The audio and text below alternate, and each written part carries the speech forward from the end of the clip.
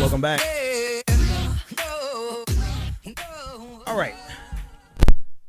Let's see. Caller, what is your name, comment, and or question? Caller, you're live on the air. What is your name, comment, and or question? Oh, okay. I'm sorry. I didn't know you were talking to me. I just wanted you to comment about the Nixon years and going forward. A lot of that had to do with the educational system. If you notice, back in the 60s and the 70s, even a lot of people just weren't college material. But what was going on at that point was that we had other things that they could do. Remember, in high school, you had shop classes. Mm-hmm. So guys that weren't what you would call scholars or whatever, but were great with their hands. They could, they could learn things like plumbing, carpentry, electricity, or whatever, and from let's call it a less than middle class upbringing, they could take those skills and push themselves into the middle class.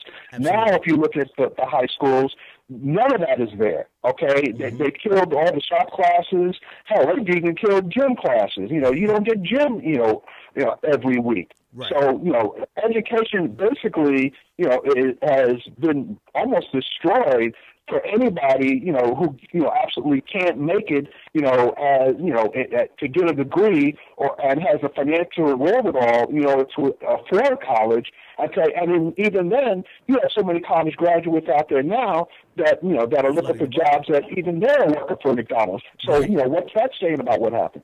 Exactly. I couldn't agree with you more. So this all stems from the gutting of all of the investments, and you may not want to call them programs, but they were investments in the middle class, investments in the average American. There will always be the exceptional few who could be born in abject poverty, who could be born in the hood, and despite everything that's surrounding them, they can rise up to the foam up to the top and become great billionaires and great leaders or whatever the case may be.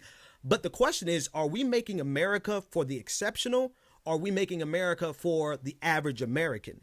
And because I think we have a moral responsibility to make it for the average American, because the exceptional benefit from the average American. There is not one exceptional person in the United States of America who is not directly deriving their wealth from the average American. And so if the wealth can be made on the backs of the average American, then America must be made for the average American. You can do fine if you're brilliant. But in America right now, if you're just the average Joe and you can fix cars really well, then you're going to have to live with 3 other guys who can fix cars really well, because the money is just no longer there in those industries. And there's, even if you could get that type of education now, like you're saying, you're speaking to the fact that those levels of education, that type and form of education has been gutted because our priorities have changed in America, and it has not been investment in human capital. Exactly, and that 1%, who do they really owe their allegiance and their responsibility to? Back in the day, an employer used to have a certain form of responsibility for his employees. Mm-hmm. Now, there's no longer any responsibility. You're more a number today than you ever have been. All he's responsible for is that bottom line and to his shareholders, and everybody else basically can go to hell. Thanks so much for your call. I didn't get your name. What's your name, sir? It's Brian. Brian, thanks so much for your call. We appreciate it. Anyone else wants to join the conversation, 857-600-0518. Hey, thanks for watching this video, everyone. If you liked it, be sure to click the like button, subscribe, and make sure you share it with all of your friends. If you like what we're doing at The Benjamin Dixon Show and think more people should hear it, consider becoming a Patreon. Go to www.patreon.com/the BPD Show, and we'll see you next time.